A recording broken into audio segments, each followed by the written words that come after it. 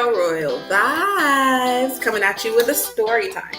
So, I thought since you guys love hearing about my miserable times, I'm going to dial it all the way back to when I was younger, like a little bit younger. I think I was actually like 3 or 4 years old when this happened. So basically, and this is actually one of the reasons why I don't do pranks, because my dad was a huge prankster. He has done numerous things ranging from tying my hair to bedpost, chasing me around with tarantulas, all kinds of weird stuff. He was just a huge prankster, and we weren't the only victims. Anybody in the family was the only victims, but this one moment was very, very memorable.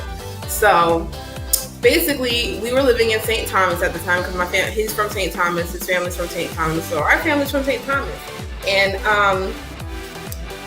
we were living in St. Thomas at the time, and me and my sister went to go take a bath. And this was a little bit after the Hurricane Andrew, I believe. And, things were just like crazy with the house. So basically, me and my sister went to take a shower. We're having fun. We're splashing. We're doing the most. And there's a window above the, in the shower, where you would probably put where we put our shampoos and soaps and stuff like that. And it had a screen and everything. So it was nighttime. So when it's nighttime, you really, really cannot see out that window, but the window was open. And so me and my sister were minding all of our own business, just having fun in the tub, just scrub-a-dub-dub. And then all of a sudden we hear something from the window.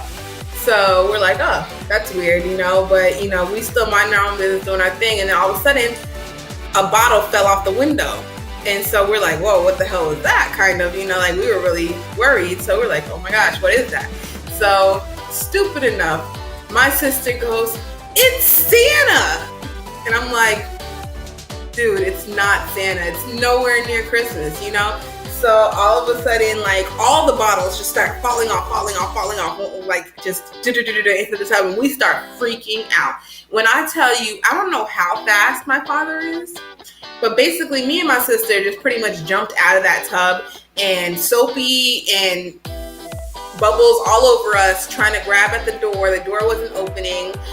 We're falling over each other pretty much, trying to open this door because we're freaking the hell out. We hear my mom on the other side of the door, like, what's going on? And once we did get the door open, he was holding the door closed so that we can go through that misery.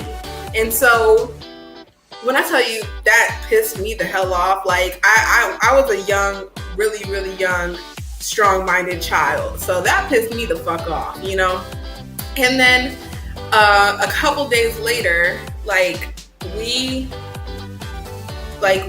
okay, so me and my sister, we were like in this room, and there was no furniture in the room, so we always found that room a good place to play in. So we always were hanging out in that room, just whatever. So my father came home with boxes and boxes full of coconuts in the back of his truck, or a friend's truck, something like that. Like him and a couple of uncles and friends came home with boxes and boxes full of coconuts. So basically, they were like, oh, you want to see something cool? So they brought one of the boxes inside, and my sister, Curious George, she was like, cool, I want to see something cool, right? So he opens up the coconut, and there was a tarantula inside. There was a tarantula inside all of these coconuts. Each coconut had pretty much one tarantula in each coconut, and it was a lot of coconuts, like a lot.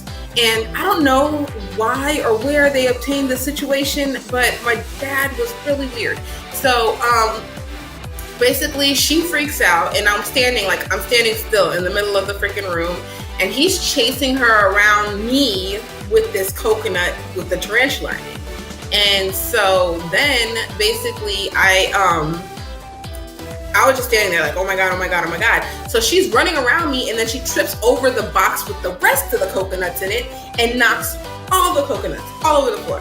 And tarantulas everywhere. At that point, I just darted. I don't know what happened beyond that, but I just darted outside of the room, period, point blank. So there's story time. So I didn't think this would roll into this, but this kind of all goes side and side, hand in hand with why I don't do pranks. So basically from there, a couple months down the road, and this story is really interesting because It's actually a story that my sister does not find funny, and that's why I'm telling it. So in St. Thomas, there is a lot of wild animals. There's iguanas, mongooses, eagles, all kinds of stuff. So specifically, one day we had our window open and an eagle flew in our window. And so my sister was obsessed with having a bird. She wanted like a parrot or something, like a macaw or something like that. But we ended up with an eagle flying in our door. So whenever we told our dad to catch us anything, whether it's a fish, eagle, lizard, whatever, because he caught it for us so we could have them as pets. So he caught the eagle for her. She named it Alexandria, which is her middle name. And we didn't have any bird food, and the parents didn't like have time to go find bird feed or anything like that.